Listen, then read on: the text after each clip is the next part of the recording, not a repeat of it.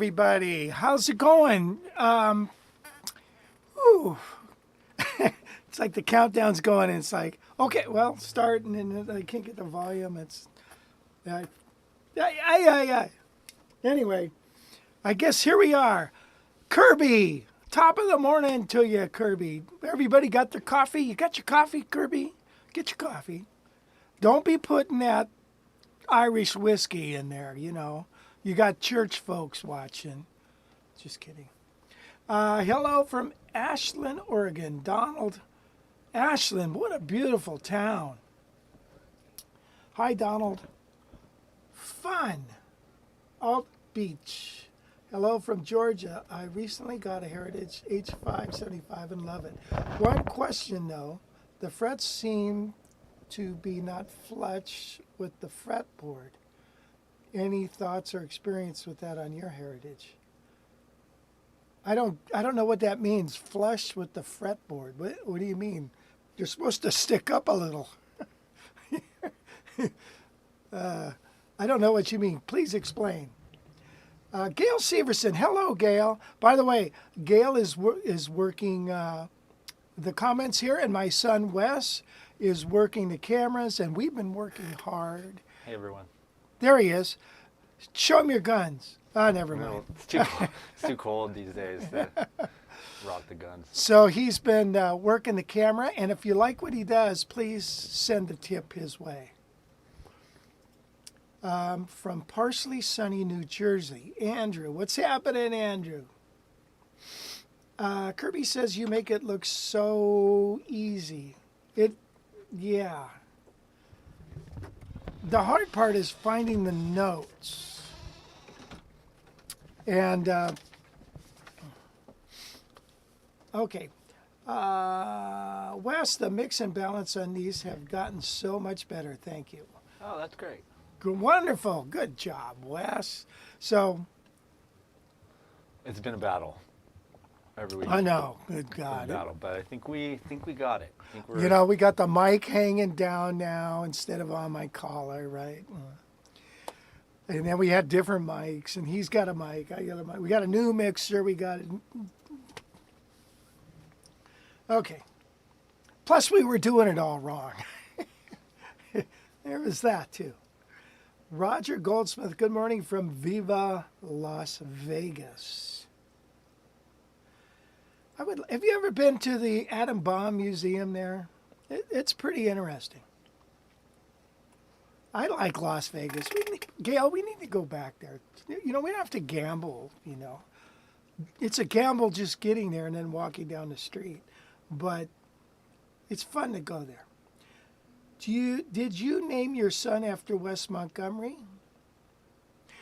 Well, yes. And also we had a little neighbor kid named Wes, and he was a fun little guy, and we named him after both of them. So I guess Lee Rittenauer's got a son named Wes as well. So we have that in common. So Wes, do you like your name, Wes? Yeah, it's all right. I mean, tell them what your middle name is. Wow, yeah. The middle name's tough. They really nailed me with the middle name. Orville? Orville. Orville. Yeah, because we all love popcorn. So, yeah, we were eating. What should we name him? No, actually, that was my dad's name, Orville, and my mother's name was Mildred. They both hated their name. So I thought, let's name him Wes that, too. I think it's a nice name, Orville. You don't hear it too often anymore. But my dad did not like his name. And so he went by Orv. Or he also went by Roy, which was his middle name. Okay. Hey, Rich, did you... Oh, yeah, got that. Good morning from Fountain Valley. Fountain Valley. Gail grew up in Garden Grove. Kirby's got lunch. Good. Rich, are you going direct into the mixer? It always sounds great with nice arch stops. I am. I'm bypassing the quilter, which the only reason I'm doing that is because we can eliminate a microphone. Otherwise, I love the sound of the quilter. By the way, I just got Mike Dana his second quilter. He's got 2 houses, and he wants a quilter at each house. Okay, so autumn leaves. I played autumn leaves because it's autumn, right? So that is on the library. And by the way, Wes put up a really nice video. He just got done with a real nice video.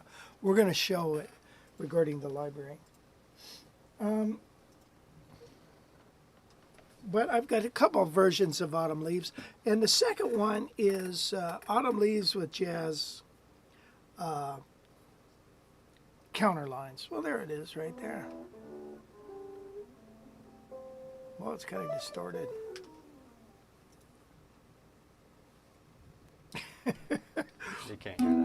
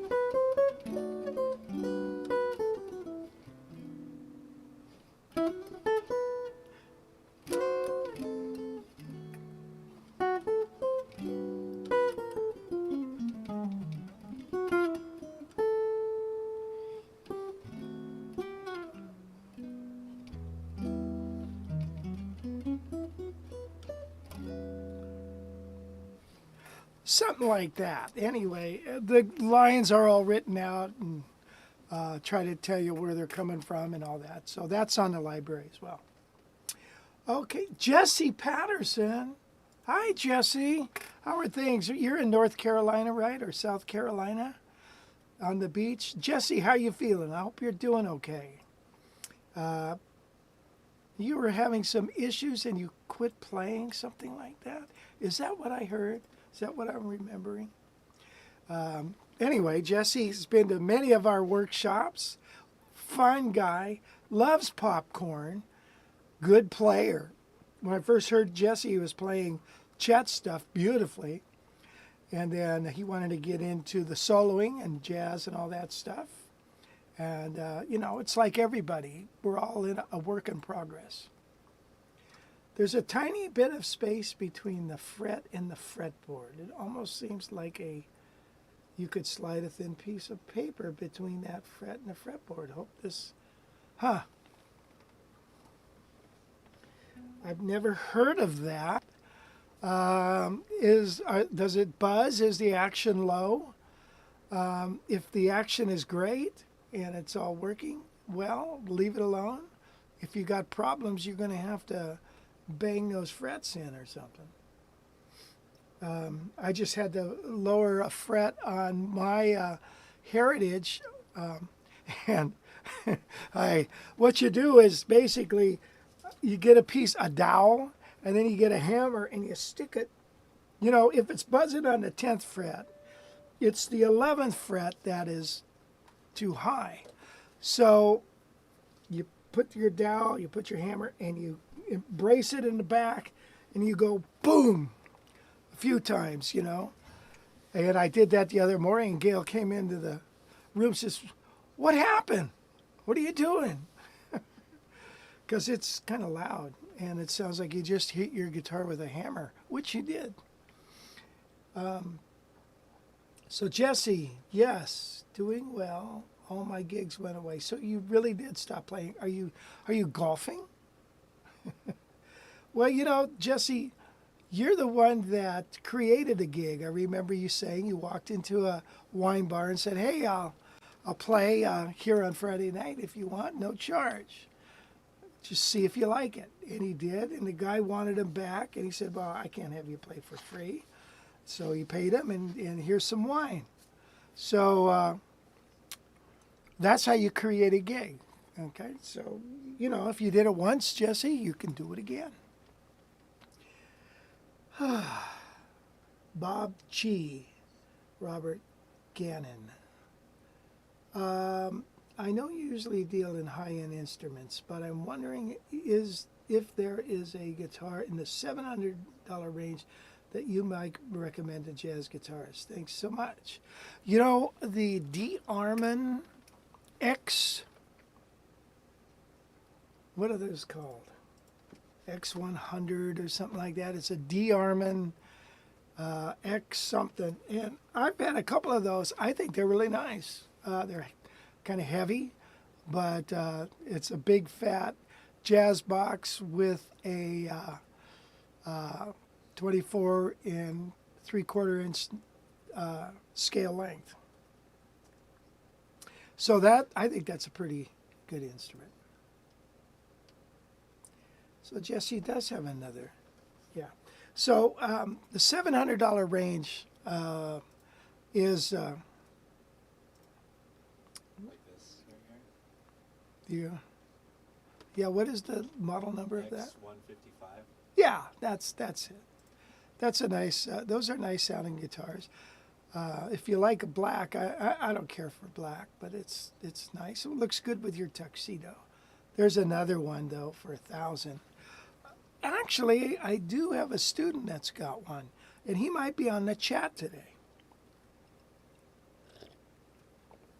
He's been on past chats. His name is Pat. Pat Gale, what's his last name? Crying out loud. You know, Pat. The art core. Some of the art cores, God, I do not like the sound of them. They sound flat to me. Hey, let's bring we have that question. You got that big Oh, okay. your button. You got We your got it. button. I He's got a the button. I'm going to push it. Here it goes. What jazz tune made a big difference in your playing? That's the question for today. There he is, Pat Evans. Good morning from Fresno. I have an X 155 for sale, $700. There you go, right there. That's a match made That's in heaven. a match made in heaven. Literally, Pat is a ordained minister, so he probably is not going to screw you. So anyway, there is our question of the day, and I'll answer mine. My question. Pat Evans says with a case. All right, my question is, what tune made a big difference in your playing?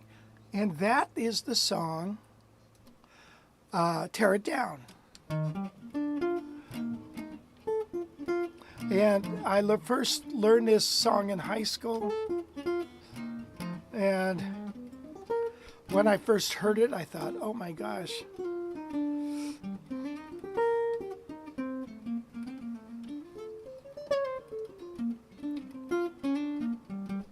I learned it note for note, and it just so happened when I got the album with that on it, the Bumpin' album, there was a transcription of that solo in Downbeat magazine. I remember the day I got the magazine. I remember where I got it, and I found that transcription, and it was all over for me. Of course, trying to play it was a different story. Plays a Samick that's around 500 to 700, and it sounds great. He's on YouTube. Yeah, you know, one of the there was two Samick guitars at a shop that I went to. One of them had the two pickup configurations. One had a floating archtop or a floating humbucker. The floater, I thought, really sounded better. Okay. So Anybody, leave your comment. Alone together. Alone together.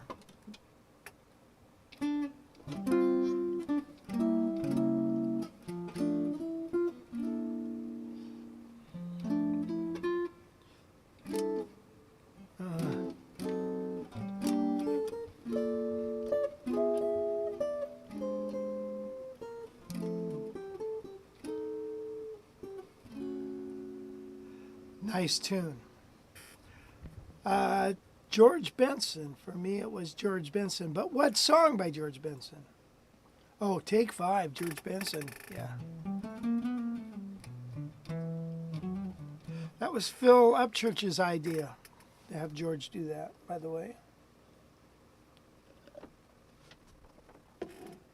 Moonlight in Vermont. Yes.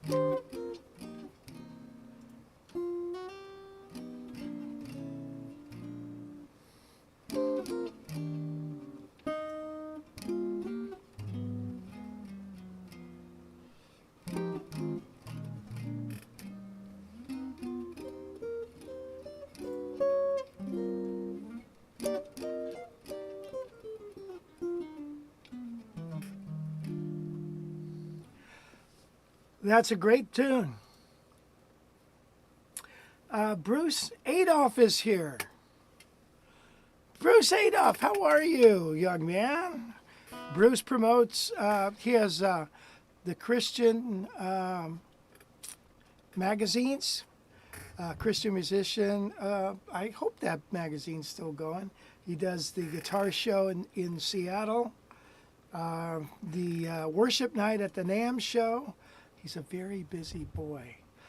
So wait a minute. You have a Stromberg made in Korea. Okay. I got a couple of those many years ago. Those are really nice. They're basically kind of like a Epiphone Joe Pass, except they don't put any of the electronics from Japan in there. It seems to me that the importer was putting the electronics in, all American high-end electronics. So that's a sweet act. So there you go, 8:45. Boy, we got a swap meet going here. Phil Upchurch was one of the guys that made me want to go from blues to jazz. His Inner City Blues rendition is fantastic. You know, Phil Upchurch wrote, "You can't sit down. You gotta move around and round. You can't sit down. You can't sit down." Remember that tune? Judy sends her love, Gail. Look at that. Isn't that nice? Bruce and Judy Adolph, two wonderful people. So, yeah, that Stromberg is a sweet act. Okay, where are we? Invitation. Boy, that's a tough tune, man. And what was the other one? Blues for Alice, Slower Than Bird, you know.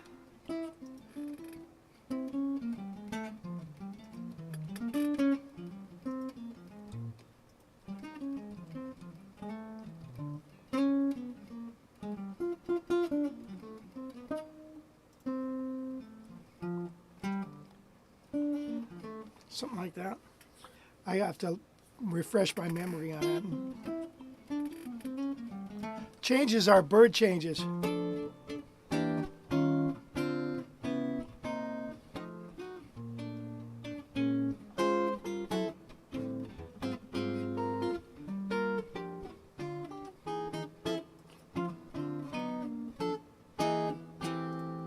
Something like that.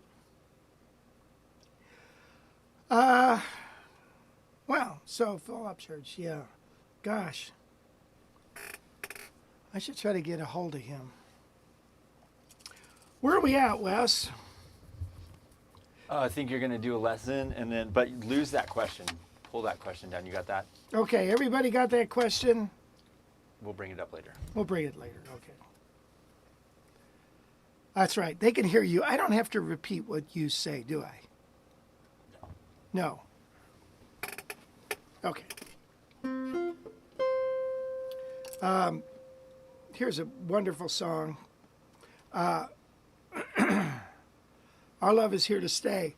The last song George Gershwin wrote.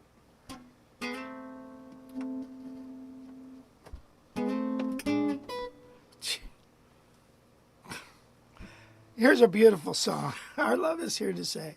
The last song George Gershwin wrote.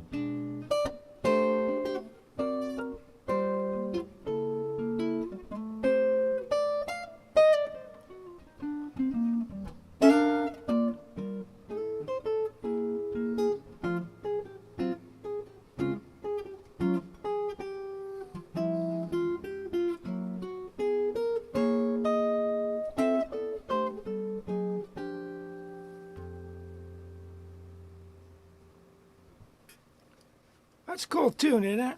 That song will open your eyes to a lot of things. So, tips for comping for a singer. Well, one of the things I think is the most important thing is when you comp for a singer is to establish right from the get-go that I am accompanying you. I'll set you up with the key and the intro, but I want you to just sing it and not wait for me to play a chord for you to sing. In other words, you're the lead. I'm following you, okay? That's really important because if you don't get it right, then they're waiting for you, you're waiting for them. It's very awkward. So, so you might, like, for instance, that particular song we just did. You might set them up with an intro of...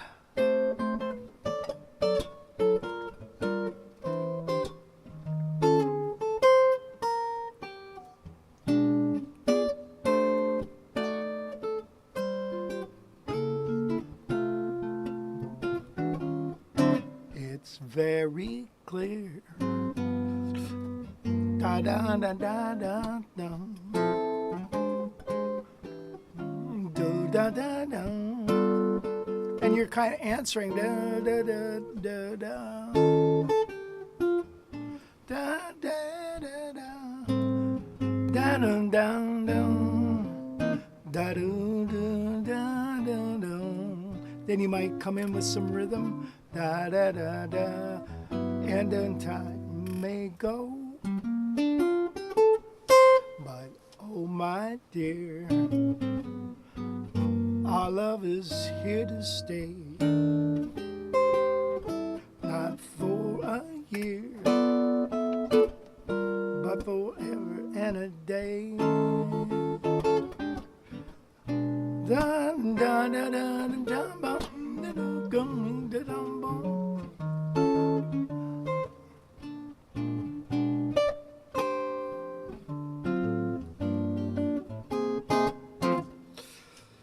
So now that's what I would do.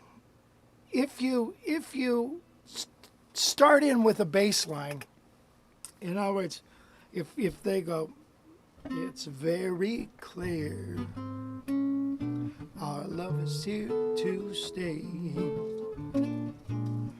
not for a year.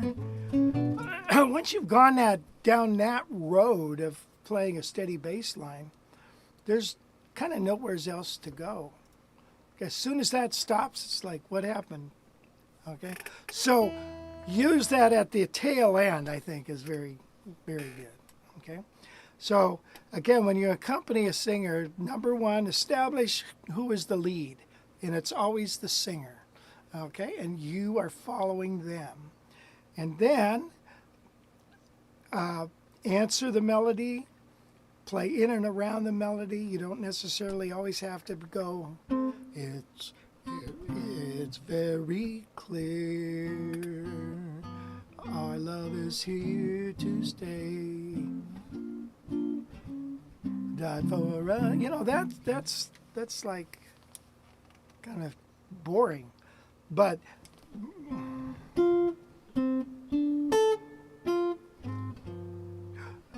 our love is here to stay, not for a year.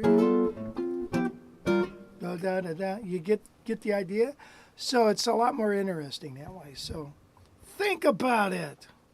Okay, let's move on. Let's see. Jesse tipped. Okay, there's where he left out. Ron Stein says hello. Hello, Ron. Dan Stewart from beautiful Pleasanton, California. Okay, what is your favorite thin line hollow body guitar for jazz and other clean guitar works? Thanks, from Holland. I have a guitar that I haven't taken out very much. It's a Heritage 525. It's got P90 Lloyd Lower pickups. It's quiet, it's P90 sound.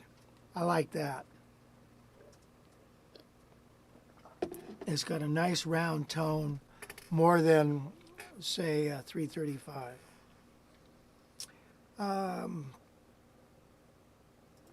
Oh, what? Is there another, what?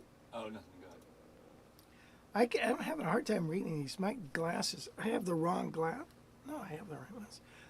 I just got new glasses. Boy, what a difference. Hi, Rich. How much are your arrangements improvised on what? How much are your arrangements improvised on the chords, and how much are they prepared? Oh, they're not prepared at all. So you just borrow from what you've been doing all your life. Thanks for doing these. What is your favorite? Oh yeah, I got that. How do you this when you have another chordal instrument that has their own way of comping? Well, you mean with a piano player? Well, you got to fit in somewhere. And so You know, if they're if they're, a guitar, it's very hard for a guitar to argue with a piano player because they got 10 fingers and they got a huge range. And if they're all over the frickin' map, it's rough for a guitar player. So what do? I don't know. You just try to fit in. Sometimes long tones. So if we had,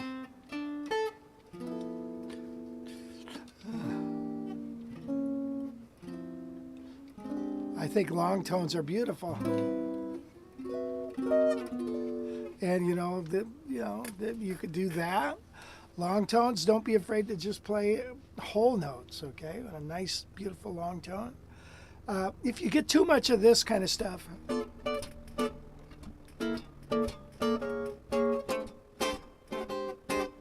and if he's doing that, it's like chaotic. So you just kind of got to fit in. Also, you could do the 4 on the floor.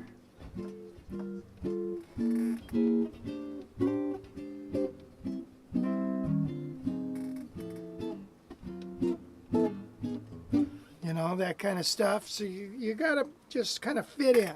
Also, you could play lines. Singers, it's very clear. Our love is here to stay. Not for a year.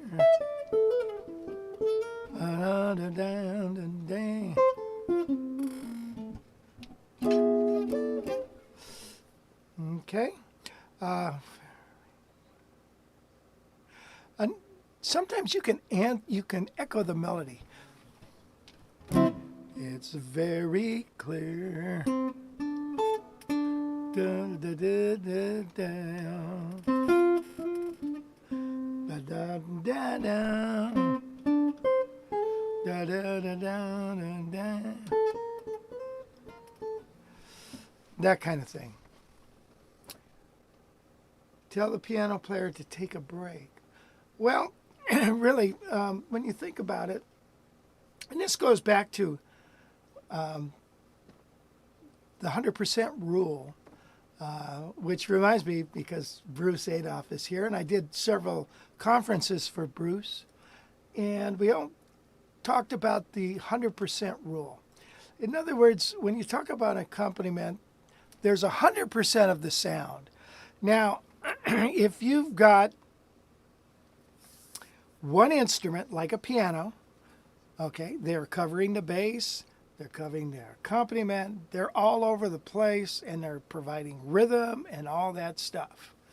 Okay, now, when you add a bass player, do you really need this low stuff anymore? No, because the bass player's doing his job. Now, so, what does that mean? You both get 50%, okay, the accompaniment. Now, you add a drummer. Now, he's doing his job. Do I need to be pounding all the time on the piano? Now, everybody's a 33 and a third, okay? Now, you add a guitar player. You got to leave a little room for him, okay? So you play about 25%. Everybody's at 25%. You dig? So now, if you add singers and or background horns and all that stuff, you got to find your little part to fit in, and you're maybe 15, 20, 10%, okay, of the total background sound. So you want to make it jive. So picture yourself making a record, okay? So every part's got to fit in really nicely.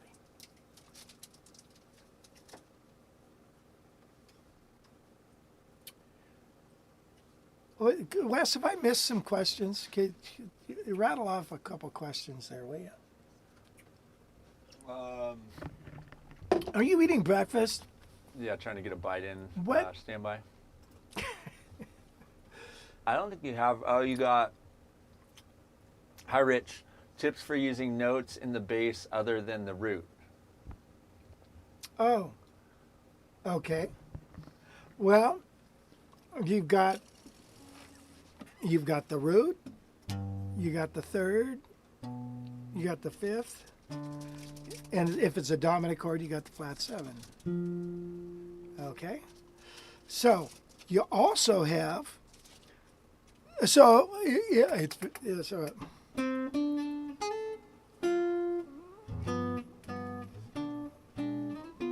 there's all the bass notes. What if I went a half step below?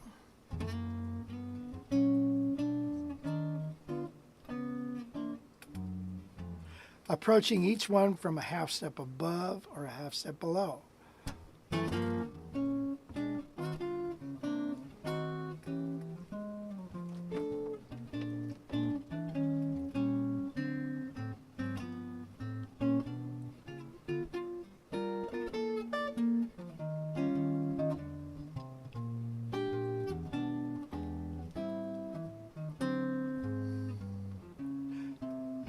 That's A minor to D, G.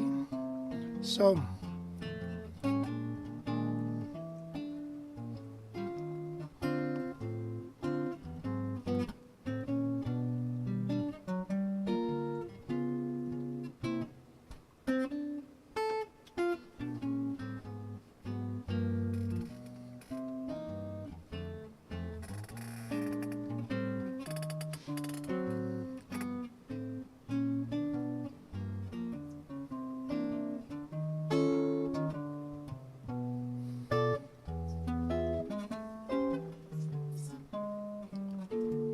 you hear it?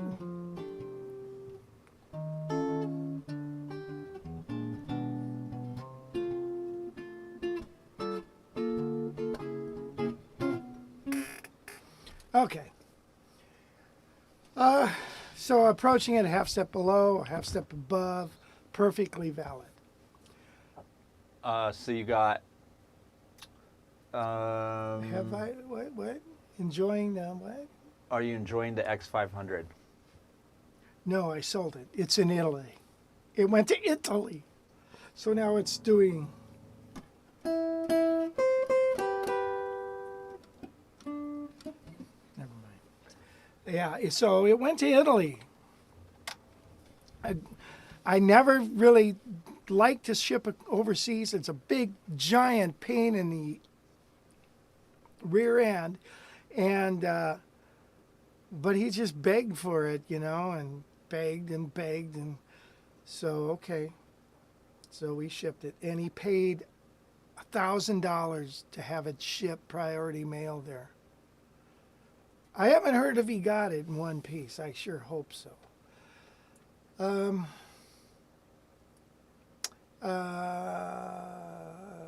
More de-armament info crafted in Korea.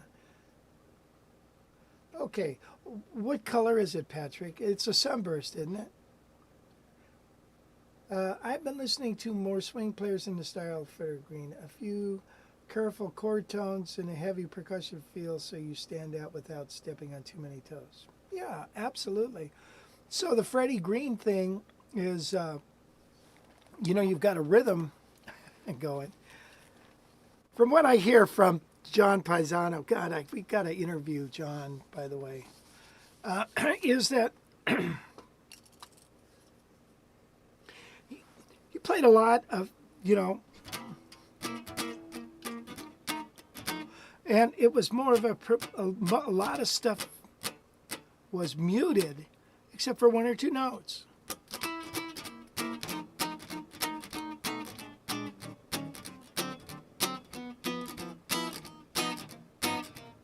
And, you know, when you do that, you want to kind of go, make this boomerang. So, if we, let's do,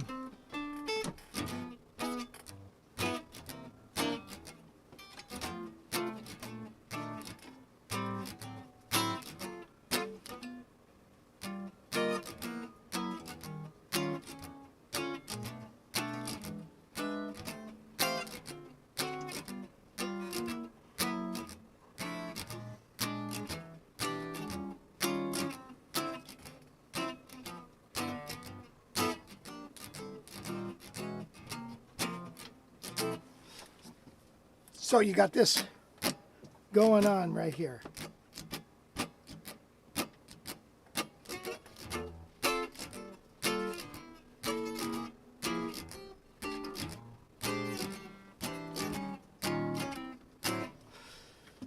And it doesn't really matter what note you play. And okay, this is where it is right there. Okay, where are we at here, Wes? Come on, man.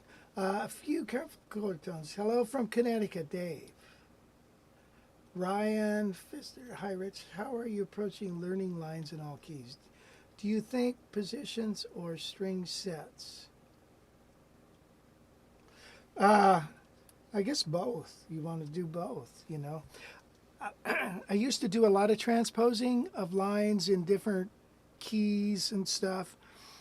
And then I decided, keys, you want to transpose the keys. And so you have to go to different string groups and all that stuff. But I thought, you know what? I just want to learn a different line in another position, you know, another set of things. So try to learn more and more lines and all that stuff. Eddie Davis. Hey, Eddie Davis. How are you? Cindy Reed. Wait a minute. Is that Pat Flynn? Pat Flynn, is that you? Wow. Hi, Pat. Night time's a breathing, honey. Daytime's leaving me behind.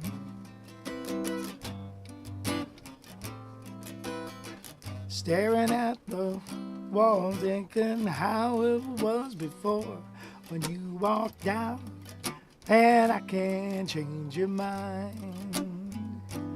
I see evening clouds coming to bring pouring rain. Staring down. What are the words of this? Staring outside, you are driving me insane. Pat, check this out. It's gonna be a long day tomorrow. We should have modulated a long. Okay, Pat Flynn. Let me tell you about Mr. Pat Flynn. Pat we went to school together, and Pat played with the Newgrass Revival after he left Thousand Oaks. We had a band in high school, and we just did a reunion, and that was big fun. So I hope you're doing well, Pat.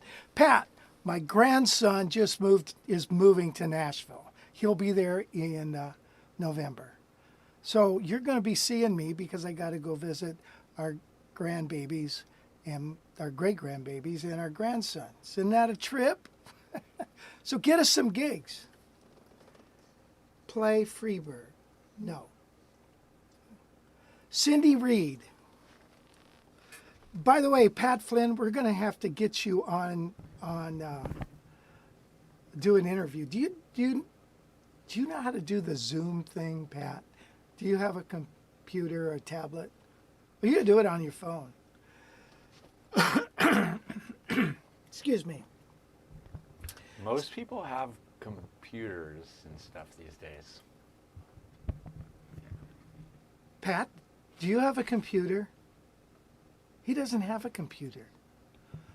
By the way, you know, I did a little seminar with Tim Reese, who plays sax with the Rolling Stones.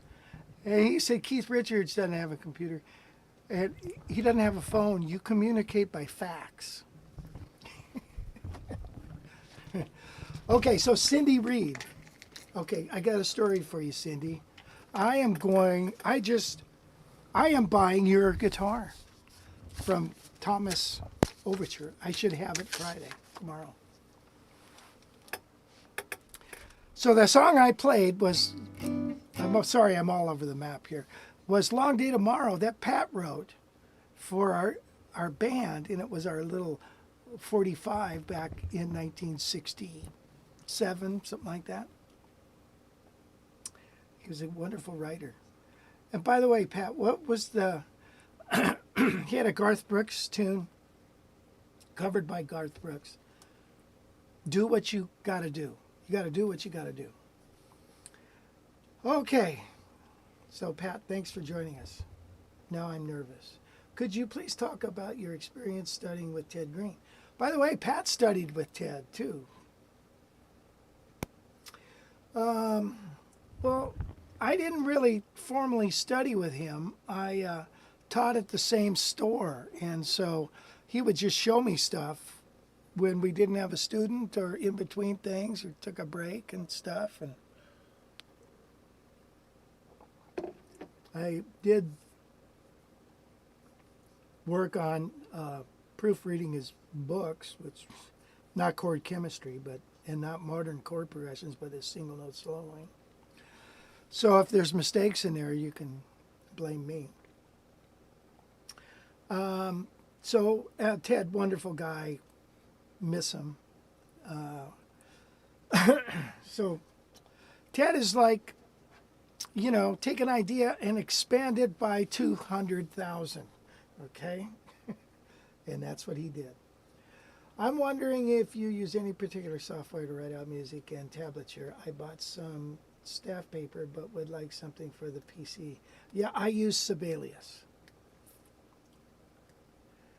Zoom is a beautiful cereal. It is. I like Captain Crunch and Zoom. I love it.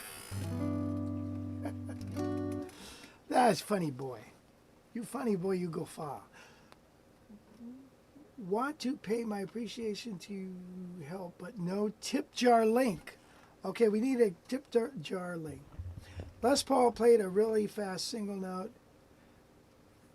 descent in some of his recordings. For the life of my, I'll figure out how he's doing that fast single note descent. I don't know, but like this song, How High the Moon. So me and Mike, we did this thing. Dana, in our little guitar group, we go. Ah. And at the same time, he's going.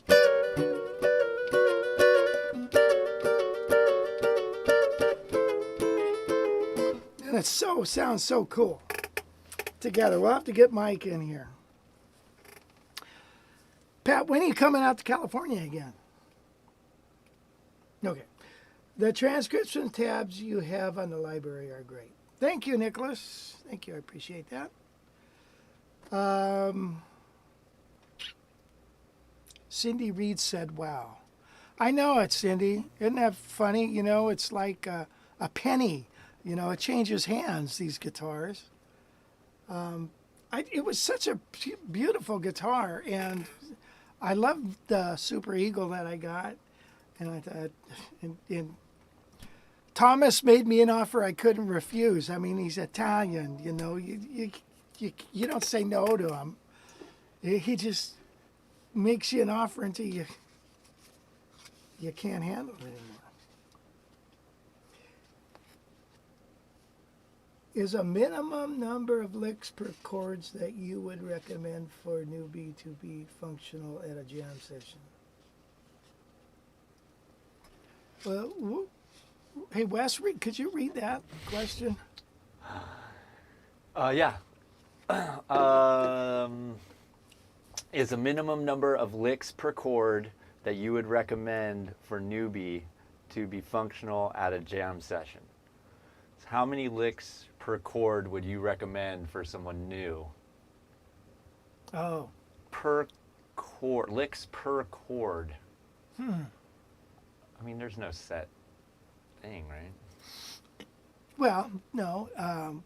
What I think would be to your advantage is to find, I've got this course, it's called Dirty Dozen Jazz Licks, and it's got 4 major jazz licks, minor jazz licks, and 4 dominant jazz licks. And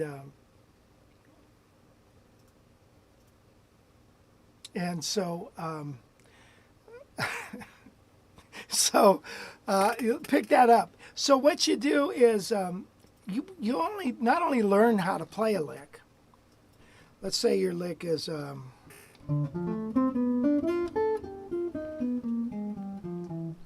also learn how to rearrange it.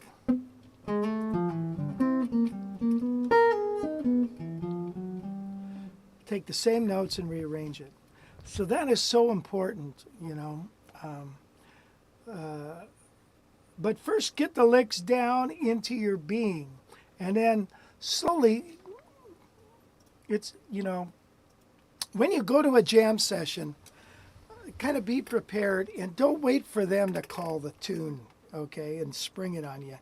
Go up there and say, hey, I would like to play very humbly Autumn Leaves. Everybody knows it, right? It's a beginner type tune. Everybody knows it. Learn and then play it, okay? They'll appreciate that. If they're nice guys, some people at these jam sessions are assholes. But most people, especially the ones, oh, did I say that? Most of them, if they can play well, they've been where you are at and they're willing to help you along. So make sure you tell them what you want to play and then do the best you can and sit down. Don't always sit up and have to do it. So Pat Flynn, yes, that song Garth Brooks recorded on the Wild Horses album, right? Something like that, Wild Horses. Do what you gotta do. And we're so proud of our Thousand Oaks boy. Okay, so Pat Flynn, you can't come out to California because of probation restrictions. Really, they finally caught you. God, I knew it was going to happen. I hope that helps you, Ryan. Okay, learn those dirty dozen 12. Take control of the jam session. When you go up, say, I would like to play this song. And then sit down. Don't even try to play something you're not really familiar with. Just forget about it. Just sit down. You might think about a refund and get your old glasses. I know it, These are good, Pat. But the monitor's a little too far away right now. See, it works great right here, but right here it's fuzzy. Right there, it's beautiful. So I need to push the monitor forward. And it's attached to a camera.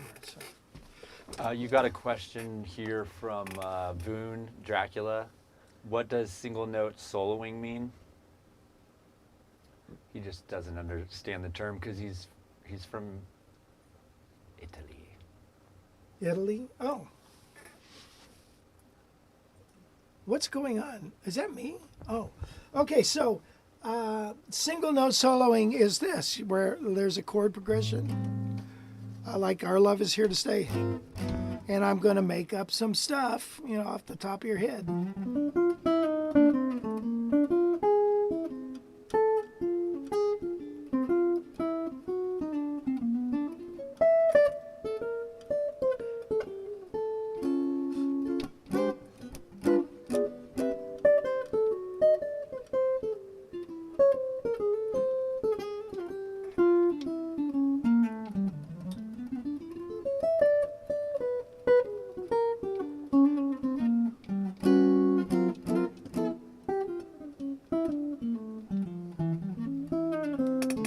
So you're making up stuff from your past experience. Howard Roberts used to call it the big now. That's where you take all your past experiences and all the things you've learned in the past, and now they culminate at this certain moment in time of you playing over changes to some song. So that's improvisation. Now, in jazz improvisation, another word for it, for the word jazz, is conversation. Hey, Pat, well we did an interview with you, didn't we? But we should do it again because you got so many things. Because I was going to say Pat played with the Newgrass Revival, and that was all improv with Bella Flack and Sam Bush and Pat and John Cohen, I think his name is. And when you watch them play, and they're improvising all over the place. No, they don't have set stuff that they're playing. You play enough stuff over and over again, things start to repeat. But so it's conversation, right? It's conversation in a different genre, bluegrass, bebop. It's about the same, different vocabulary. You might think about a refund, get your own.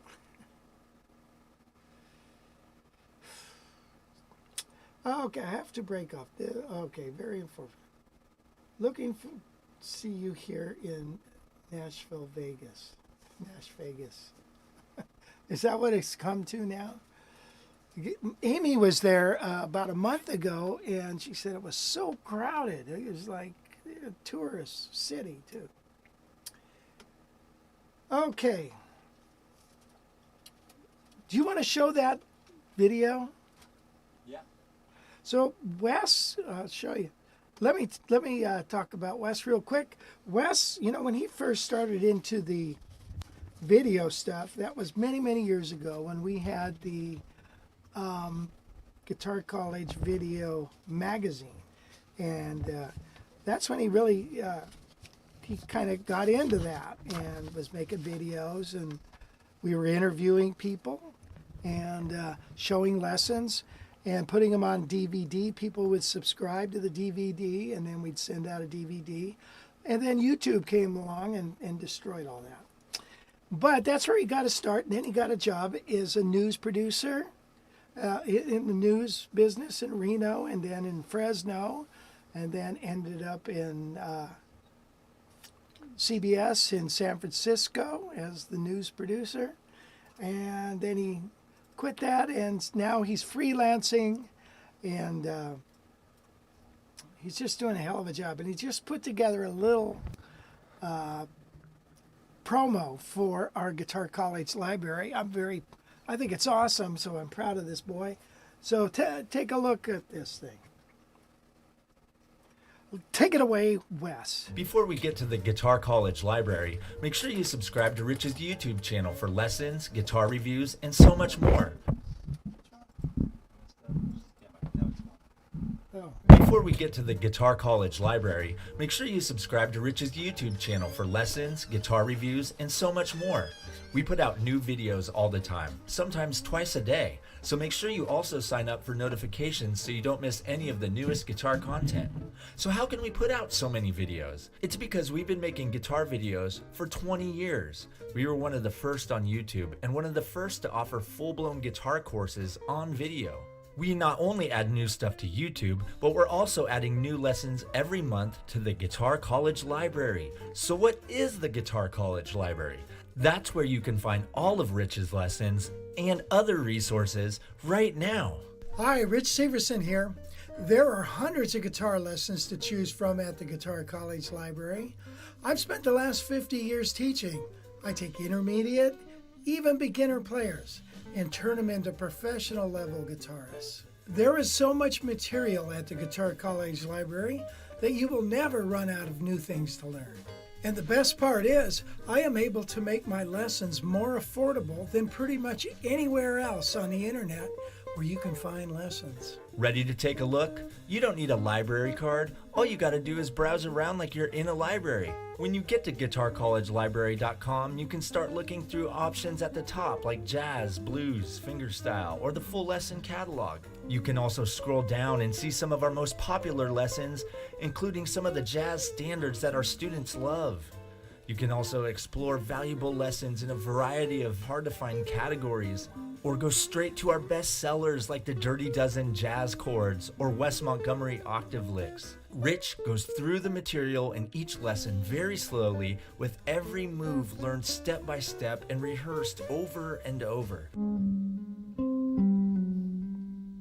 Next string. The average length is about 30 minutes, so we really do go in depth in all our topics. If you're looking for something specific, go to the full lesson catalog and do a search. Say you're in the mood to learn some slow blues. Type it in and see what related lessons we have to offer. You can also look through our organized tabs at the top of the page. So you finally found the lesson you want. Now just click the Get Access Now button, and this is where you get options. If you want that one lesson, you can get access to stream it for 6 months for one low price.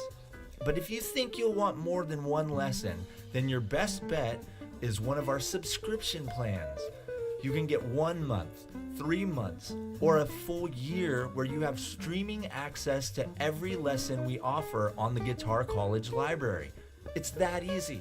We highly recommend our subscription plans so you can stay motivated to learn and try new things. Become a member and you'll get better at the guitar the right way, with the freedom to explore all the topics you want and to do it all on your own schedule.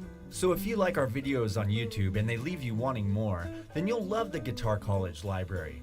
The lessons there are much longer than the ones here on YouTube. Most of them are 30 to 45 minutes as compared to just a few minutes here on Rich's channel. You'll also notice this little symbol. That means there are multiple videos involved in that one lesson. These videos are designed to get you to totally master a certain concept or song.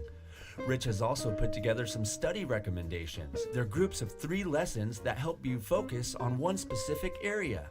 So give Guitar College Library a shot. See what you think. Just a few dollars can start making you a better guitar player right now. Hey, thanks a lot for hanging out and learning about the Guitar College Library. I'm Rich Severson. Keep on picking.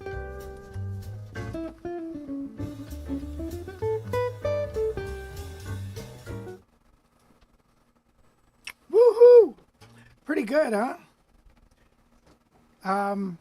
Anyway, so gosh, I don't know where the time went, but we got to do a lesson here, and we're going to do this chord, this dominant 7th lick. It's C7 going to F. So here's a C chord, right? Here's a flat 9. Here's a sharp 9 with an augmented. Looks like a G flat, right? And the lick goes like this. Here's the first phrase.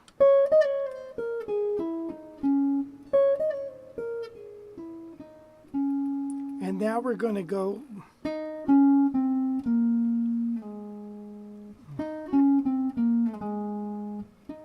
and then it resolves to an F.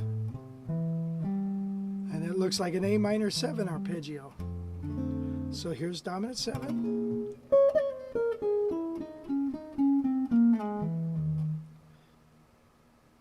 Oh, sorry.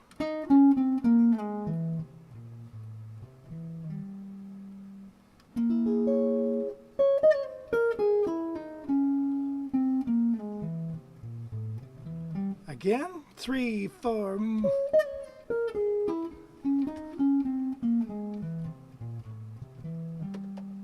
Okay, there's our lick.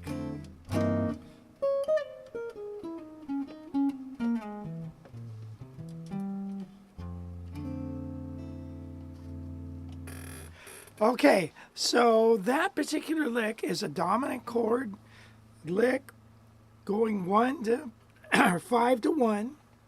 It could be 2, 2, 5, 1. It doesn't matter. You just ignore the 2 chord, play over the 5, and there you have it. Okay. Afternoon. Thought I'd go 10 of your chord melodies. I go. Wow. Holy cow. Good for you, Andre. Similar jam session. Okay.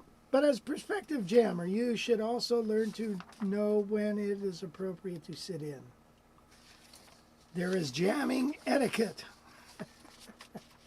That's true. Well, before we say goodbye on this happy day, and it is a happy day, we are going to play the song Night and Day. And I am getting the music out only because this lesson is available at the Guitar College Library. And hold on. How do you get this tone with the pick, ignoring guitar and amp settings? How do you get this tone? I don't know. I use this pick here, and it's where you pick. Whoops. Hold on. All right, so we're going to do Night and Day. Here we go.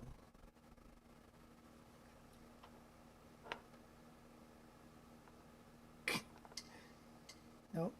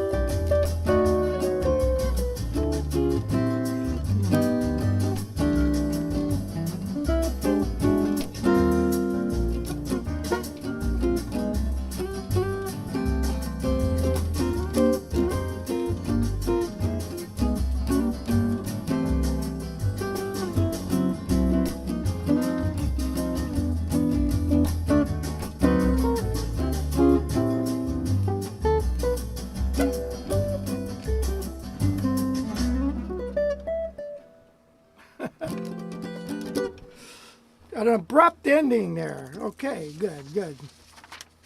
Night and Day, what a great tune. By the way, no, wonderful. Okay. We have, we have that guitar trio. Here's a list of names.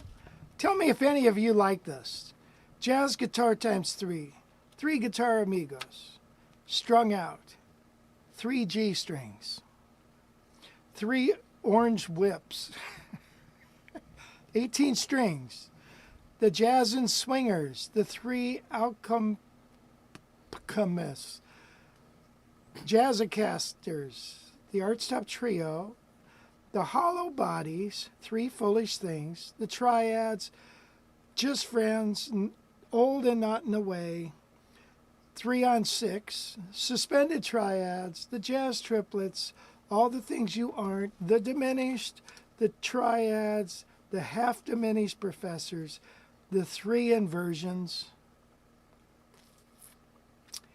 and then one of the best ones, the F-Hole Astronauts. Anyway. I want to thank everybody for joining us today. We had a wonderful time, and thank you all for your questions. I hope everybody got your answers. Let's just take a quick look here. What about, I'll be honest, can't access anymore. Yeah, the 99-cent Guitar College went out. 99-cent guitar lessons went out of business. We had to move everything to the Guitar College library. So I'm sorry, but you can find that stuff there.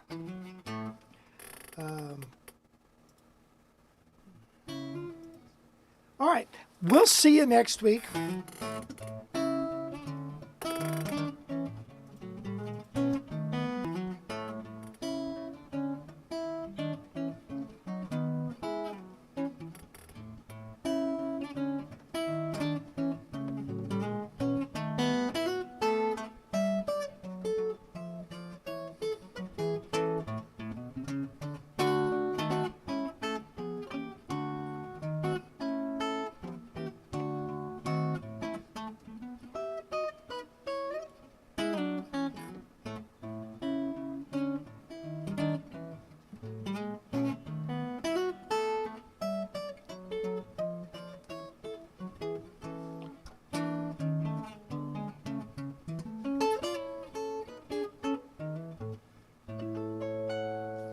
Okay, everybody, thank you again for joining me, and I will see you